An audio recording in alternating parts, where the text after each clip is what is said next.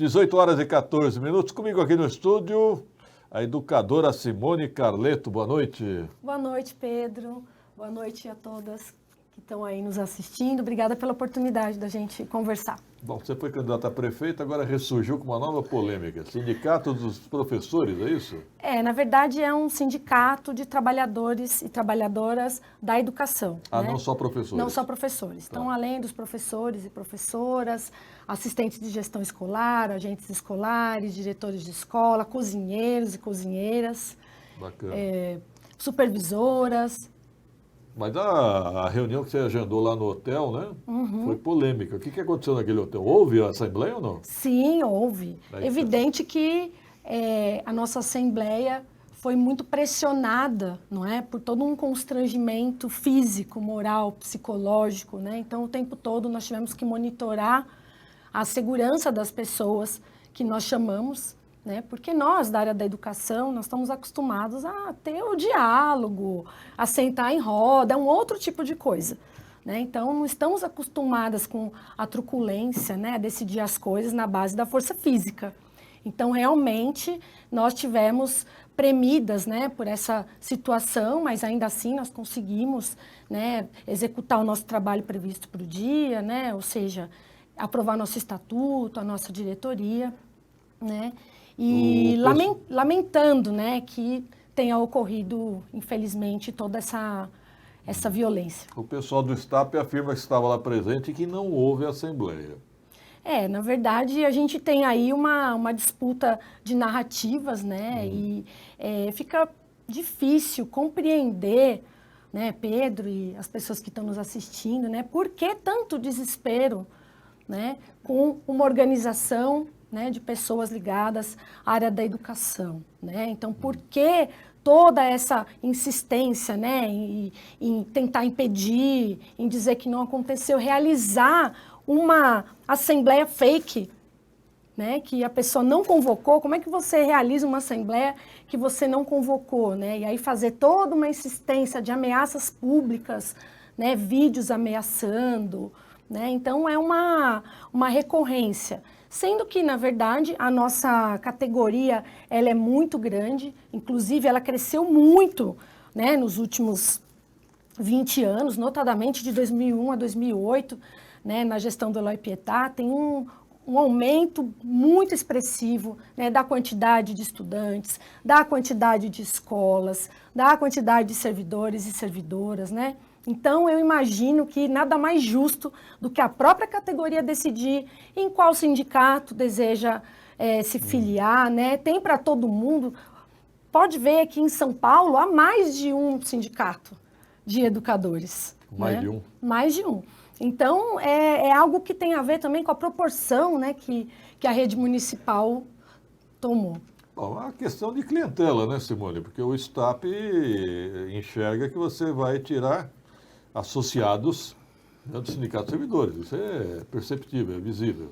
Sim, com certeza tem essa preocupação. Mas por que não houve tamanha preocupação, né, quando não fez a mesma luta, a mesma pressão? Poderiam ter feito a mesma presença ostensiva que houve lá no hotel, por exemplo, na porta da Câmara, quando foi para ser conivente com a aprovação do projeto de extinção da Proguaru, né? Então, poderia ter utilizado isso. Então, ali foram 4.700, né? E nós da educação, só para ter uma ideia, né? Só de professores nós somos em torno de 4.800, um número bem parecido com o da Proguaru, e no total a gente tem aí cerca de 7.000 servidores e servidoras da educação. Na sua opinião, o STAP deixou a desejar no combate ao fim à Proguaru? Com toda certeza. Né? Eu acho que o principal que é importante nós frisarmos é essa necessidade de uma organização e de luta da nossa categoria. Nós estamos absolutamente no alvo, já há vários anos, né, sentindo toda uma precarização das nossas condições de trabalho e dos nossos postos de trabalho. Então, isso se agrava muito, né, no final de 2020, com os projetos que eu falo, projetos irmãos, que é o projeto de extinção da Proguaru e o projeto de instauração da PPP. Sim. Esse projeto, essa PPP também, né, e é importante frisar, as entidades sindicais, elas são fundamentais, elas são importantes. né? A minha discordância, a nossa discordância é com a forma que a atual diretoria conduz os processos, né? Centralizando o poder e não debatendo com a categoria. Então, nós entendemos que nós estamos absolutamente premidos por isso, nós não podemos deixar. O ano passado teve a questão de as professoras de educação infantil que perderam sede. Na escola que eu trabalho, por exemplo, só lá foram 10 professoras. E aí, em vez da direção do sindicato convocar, né, todos os trabalhadores da educação para falar sobre isso, faz uma reunião só com as pessoas que iriam perder sede, assim, sem as informações transparentes das quantidades, quantas escolas haveria para poder, né, criaram um neologismo que é sede de exercício, porque o que existe é ou sede ou local de exercício. Aí inventaram sede de exercício, né? Só que isso, na prática, não havia viabilidade. Qual a tua visão da Secretaria de Educação hoje? Olha, como eu te disse, né, nós, essas pessoas, né, que estão buscando se organizar, né, numa nova entidade, nesse sindicato, a avaliação que nós fazemos é que essa precarização do trabalho ela vem acontecendo de diversas formas, né? Nós temos aí um processo de terceirização muito evidente. Então, se você observar no site da prefeitura, você vai encontrar lá a informação que a prefeitura tem 238 escolas, sendo que são 150 da rede própria e 88 conveniadas. Aí, sobre conveniadas, você sabe que dá um programa só sobre isso. Muita polêmica. Muita polêmica, muitos escândalos em torno disso. E como se não bastasse, essa entrada das conveniadas de forma tão massiva tirando nossos postos de trabalho, de servidores e servidoras concursados da educação. Então, nas conveniadas, pessoal, o que a gente tem que imaginar? A gente tem cerca de 20% das pessoas que estão trabalhando na área educacional hoje, na Prefeitura de Guarulhos, sem concurso público. Só de diretoras de escola, nós temos o equivalente a 50%, que são as 88 conveniadas, e vem mais por aí nos próximos dias, me parece que são 20, não tenho certeza. E mais, na rede própria, nós temos também os cargos de diretores de escola sendo utilizados como cargos comissionados. Sim. Então, tem cerca de 30. E vale ressaltar, inclusive, que até nisso a atual direção do sindicato faz inúmeras concessões e indicou, tem gente que era da diretoria do sindicato até outro dia, ocupando o cargo de diretor de escola no governo. A Sara? Então, minimamente, eu não vou dar nomes aqui, mas né? É a Sara. Mas o que acontece é que a direção do sindicato tem representantes indicados nos diversos conselhos, ou seja, são as mesmas pessoas dominando o Conselho Municipal de Educação, Conselho Municipal do Fundeb, que eu quero falar um pouco também sobre, porque foi falado aqui. E agora tem um novo fundo educacional que também tem as mesmas pessoas atuando lá. Então, não tem transparência e fica prejudicado a condição do poder público receber, inclusive, uma assessoria dessas pessoas que podem estar olhando de fora, auxiliando para melhorar. É interessante para o poder público ter pessoas que não estão absolutamente alinhadas com o governo para poder dizer, né, orientar, opinar de forma a exercitar a cidadania. Camila Castelhano, quem e quantos são os diretores do Sim de Educação, nomes e cargos e funções? Eu, enquanto professora da Rede Municipal de Educação de 16 anos, gostaria de saber. Tem informação? Ótima pergunta. Muito bom. Então, olha, como nós estamos pensando? A nossa diretoria, na verdade, é uma proposição de um colegiado que se forma. A gente está pensando em espécies de setores dentro da estrutura, mas a nossa preocupação não é essa. Nós queremos que a diretoria fique submetida ao que nós chamamos no nosso estatuto de Conselho de Representantes de Escola. Então, nós queremos que todas as escolas tenham representantes que determinem o que a diretoria vai fazer, e não o contrário. Inclusive, é muito importante que tenha representatividade não só de professores e professoras, mas também, como eu falei, das outras categorias que atuam na educação. E com isso, a gente também pretende realizar congressos bienais que determinam também diretrizes, queremos atuar com formação. Então, uma das nossas, dos nossos setores dentro da diretoria é de formação, né, que é para pensar os processos de fazer cursos também, de forma gratuita. Tem uma experiência muito legal do Sindicato dos Condutores lá de Sorocaba, queria enviar um abraço para o Flávio e para a Ruth que atuam lá. Eles estão fazendo um curso maravilhoso, inovador, de formação teatral para a comunidade, para as famílias, para o pessoal que é sindicalizado. Outras cidades, você citou São Paulo, capital, mas outras cidades, Campinas, Osasco, São José, tem sindicatos professores? Não? Então, é um movimento muito crescente, né? A gente teve contato, por exemplo, em São José do Rio Preto, que tem um movimento muito importante nesse sentido, né? Porque de uns anos para cá, com esses aportes de verbas, não é à toa, né, que o mercado, né, se colou na educação, porque são verbas realmente que são garantidas. Então, temos lá várias fundações, né, que se aproximam das prefeituras, de todas as prefeituras, dizendo que estão fornecendo cursos gratuitos e tudo mais. E, na verdade, sempre tem toda uma outra questão, reforma da Previdência, tudo isso está relacionado, não é um assunto separado do outro. Então, nós precisamos realmente nos organizar como categoria, precisamos dessa especificidade para poder garantir. E é isso mesmo, estou lendo ali, o que é importante que a gente tenha muito nítido, é a categoria que vai decidir. Então, não é necessário ter medo. Mas eu vi algumas professoras contra. Sim. Como é que você recebeu isso aí? Olha, eu vejo o seguinte, tem espaço para todo mundo. Né? Até foi falado que também é fake news. Olha, todo mundo vai ser obrigado a se filiar nesse sindicato. Isso não existe, pessoal. Vai se filiar a esse sindicato quem desejar, quem quiser fazer parte dessa construção. É um outro tipo de proposição. Nós queremos trazer o aspecto da política sendo algo que diz respeito a todos, da construção coletiva, e não um lugar, né, que é visto como um lugar para pessoas que querem apenas, né, poder e tudo isso. Não é essa a proposta. A Bebel Molina está duvidando da tua assembleia. Tem gravação da assembleia? Olha, nós temos, o que ocorre? Nós não podemos ficar expondo as pessoas, né? Então, agora sim, as pessoas, nós estamos aqui vindo a público, a partir de agora outras pessoas vão se colocar, mas realmente as ameaças, né, que são públicas, né? Qualquer pessoa pode atestar o que eu estou dizendo, observando aí os vídeos que foram produzidos, as ameaças. Então, as pessoas têm receio de retaliação no serviço, de prejuízos pessoais, né? A pressão psicológica é muito pesada, mas nós não vamos desistir porque nós vamos fazer algo que é coletivo, que é junto, né? E mais uma vez, a categoria que vai decidir. E mais uma coisa importante, não somos nós que temos problema em realizar a assembleia.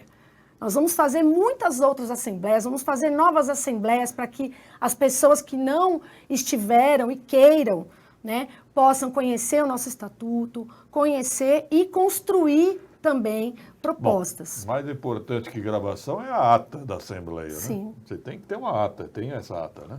Temos. Ô, Simone Carleto, vamos falar de conveniadas. Eu tenho visto boas reportagens, aliás, não sei quem escreveu, mas quem escreveu muito bem, lá no G7 News, sobre escolas conveniadas, ligadas a políticos. Isso está acontecendo em Guarulhos mesmo? Sim, infelizmente, tudo isso que nós estamos passando não é por acaso, é porque nós temos as entidades que deveriam nos defender, fazendo acordos a portas fechadas com o governo, né, aceitando cargos no governo, e, ao mesmo tempo, nós temos vereadores, né, vereadoras, que também têm as suas escolas conveniadas, seja através de outros, né? E o mais grave é que é um montante de dinheiro exorbitante. Isso fica como se não estivesse acontecendo. E qual é o papel de uma entidade sindical? E é isso que nós queremos fazer. Defender a educação pública, gratuita, de qualidade, porque vai ter a precarização do trabalho de quem está lá e a precarização do atendimento para a população. Porque se já tem problemas na estrutura da prefeitura, que é uma boa estrutura, imagine nas conveniadas, que normalmente são casas adaptadas, estruturas adaptadas. Agora, a escola recebe o valor do convênio, a conveniada recebe o valor do convênio, recebe verba de pró-rede, recebe alimentação. Então, o que deveríamos fazer? Lutar para que nós não tenhamos mais perdas ainda, porque nós já temos muita gente sendo contratada sem concurso, então é aparelhamento político, apadrinhamento político. Professores, inclusive? Os professores são todos indicados, não são concursados. E quem me garante a qualificação desse profissional? Pois é, quem tem que garantir é a própria prefeitura que celebra o convênio. Contrata qualquer um como professor, então? Eu não tenho conhecimento aprofundado disso, né? Não visito as escolas conveniadas e tudo, mas quem fiscaliza isso? O que a gente percebe, a gente tem a estrutura da própria prefeitura, né? A supervisão escolar, que faz a supervisão desse trabalho, mas nós precisamos defender a educação pública, né? Nós pagamos nossos impostos e nós queremos que toda e qualquer pessoa, né, tem a oportunidade de prestar um concurso. É o caso das diretoras de escola. Então, se tem a possibilidade, todo mundo quer. Tem muita gente boa que poderia se candidatar a uma vaga. E qual é a forma de fazer isso de modo transparente? É o concurso público, né? Não tem outra forma. É computação política, né? Não é isso? Infelizmente, está sendo usado como um cargo em comissão. Eu soube de muitas pessoas que eram ligadas à oposição que foram cooptadas aí pelo gutismo e sendo indicadas para a direção de escola, não é isso? Sim. Sem contar que nós temos outros cargos também na estrutura da educação, né, que também são utilizados dessa forma. Tem outros cargos que também são utilizados com esse tipo de abordagem. Conveniadas em sobrados que foram construídos para moradia. Sem espaço de diversão, a criança fica o dia todo presa numa sala, sabe lá com quem, acompanhando. Reginaldo Fonte, sério que acontece isso? Eita. Preocupante, hein? Preocupante. Bom, Simone, o Sindicato dos Trabalhadores na Educação avança? Com certeza, nós pretendemos agora ouvir muito as pessoas, acolher sugestões, realizar novas assembleias, né, como eu disse, para poder construir isso de forma coletiva, conversar com as pessoas que estão nas escolas, no que a gente chama de chão da escola, né, sentindo os problemas que são muitos, né, nós estamos aí cada vez mais, sendo agora com o final da Proguaru. Então, nós temos agora a nova empresa que assumiu, sem estrutura, com menos pessoas do que havia antes.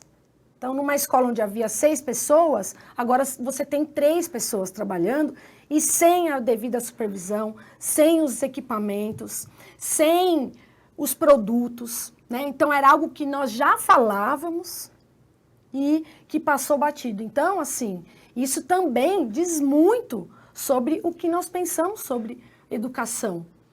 Então, nós não podemos ser coniventes com isso, né? Como eu disse mais uma vez, as pessoas disseram, poxa, mas a forma que foi feita. Então, assim, muitos de nós não conseguimos lidar com, no final do ano, depois de um ano, né, tentando impedir, nós tivemos abruptamente as equipes da Proguaru sendo retiradas das escolas. As escolas ficaram muitas, ficaram até vários dias sem ter ninguém na portaria, né, zelando pelos próprios públicos. Na limpeza, né? Na limpeza. Então, sempre, eu digo o seguinte, sempre em janeiro, era todo um processo de limpeza das escolas, as escolas ficavam brilhando para a chegada das famílias. Isso não vai acontecer. Então, os professores, as professoras, enfim, as pessoas que estiverem nesse período agora de férias, quando chegarem nas unidades escolares, de modo geral, vão sentir esse impacto da precarização.